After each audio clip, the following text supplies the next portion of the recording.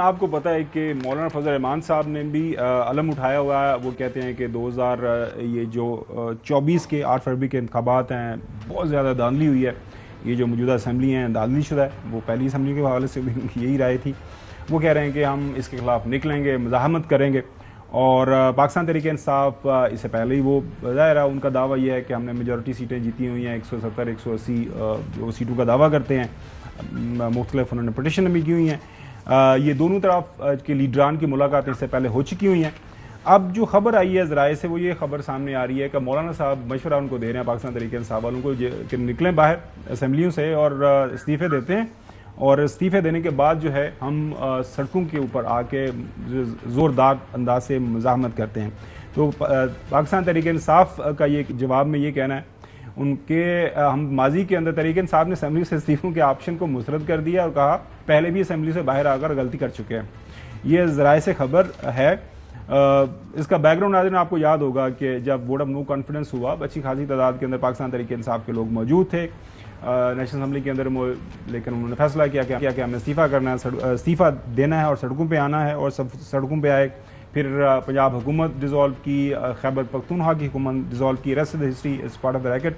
तो चौधरी गुलाम हुसैन साहब, ये finally sense is prevailing in Pakistan Tehreek Insaf के जी अब असेंबली नहीं छोड़नी, हमें किला अपना पता नहीं यार। हमें अपना जो भी मैंडेट मिला हुआ है उसको दिस इज यानी ये खावर गुम्मन साहब की असेसमेंट है, मेरी नहीं है। अच्छा नहीं, आपका क्या ख्याल है? ये क्या मतलब क्या मेरा मतलब है इसमें कोई शुबा ही नहीं है। Sooner later PTI since it is the largest and most popular and powerful party in the country, तो उसको आप उसका रास्ता नहीं रोक सकते। ये जो मर्जी करते फिर ये कानूनी मुशगावियाँ, कभी ये इधर साजिश, कभी उधर साजिश, कभी उसके सहारे, कभी इसके सहारे, तो दैट विल नॉट वर्क। और ये बहुत सारा ये बैलकामी शक्ल इख्तियार कर गया है। अच्छा, मुझे याद है काफ़ी पुरानी बात है, 2007-8 की बात है कि हम टेलीविज़न पर देख रहे थे तो पंजाबी टेलीविज़न न्यूज़ चैनल होता था अपना टीवी, उसमें हेडलाइन लगी थी कि ऊंचियां ऊंचियां बड़का मारने वाला भारतीय आर्मी चीफ कनू डोरा निकलिया। उनको हियरिंग प्रॉब्लम था आर्मी चीफ को, तो कनू डोरा निकलिया। बात यह है कि पीटीआई वाले या उनके हमायती ऊंची ऊंची बड़के मारते हैं कि पीटीआई बड़ी मकबूल है, पीटीआई बड़ी ये, पीटीआई बड़ी वो।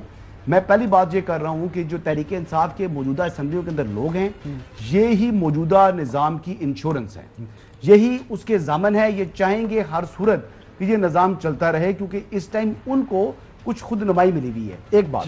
दूसरी बात ये है, सबसे अहम बात ये है कि इस्तीफे ये दें मौलाना फजल रहमान साहब के कहने पर। इन्होंने कोशिश की कि हमारे पास स्ट्रीट पावर तो है नहीं, हम मौलाना को इस्तेमाल करके सड़कों पर ले आए, लेकिन मौलाना के तो नाखूनों में पूरे पाकिस्तान की तमाम सियासी जमातें मिल भी जाएं तो वो नाखूनों में नहीं आती।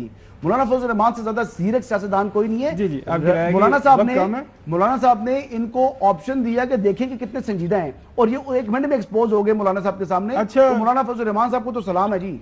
अच्छा नकवी साहब, ये फाइनली कंक्लूड करते हैं। वो आपने देखा वो सर्जरी शुरू हो गई है पाकिस्तान क्रिकेट टीम की, आपने वो किया, वो बताया था, वो पता नहीं उसमें वो वहाब साहब को साइडलाइन कर दिया, सिलेक्शन कमेटी के वहाब रियाज को और अब्दुल रज़ाक को साइडलाइन कर दिया।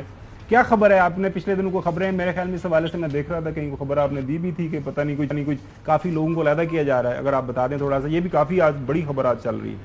नहीं, मुझे इसके बारे में यकीन करें कोई इल्म नहीं है। मैं जो मीडिया पे देख रहा था उस पर मैंने बात की होगी। वहाब रियाज साहब को हटा दिया गया, अब्दुल रज़ाक साहब को हटा दिया गया। जाहिर है नए लोग आएंगे और उम्मीद है कि पाकिस्तान इंशाल्लाह दोबारा एक अच्छी टीम बनेगी। मुझे इस बारे में ज्यादा मालूमात है नहीं, माफ चाहता। चले नाज़रीन, आज के लिए इतना ही। चलते हैं कंक्लूजन की तरफ। आपने हमारे पैनलिस्ट की राय मुख्तलिफ जो मौज़ूआत के ऊपर सुन ली। सुप्रीम कोर्ट का कल का फैसला नाज़रीन ज़हन में रखिएगा, पाकिस्तान की सियासत के ऊपर इसके बड़े दूर रस इसके असरात पड़ने जा रहे हैं। आपको पाकिस्तान की सियासत यकसर तब्दील होते हुए नजर आएगी। उसकी दो बड़ी बुनियादी वजह हैं। तो अगर तो फैसला आता है सुन्नी इत्तेहाद कौंसिल या पाकिस्तान तहरीक इंसाफ के हक में, तो वो लार्जेस्ट पॉलिटिकल पार्टी के तौर पर हाउस के अंदर, मौजूदा हाउस में, बगैर उनके जो इलेक्शन ट्रिब्यूनल्स के फैसले जीते हुए वो वापस आ जाएंगे।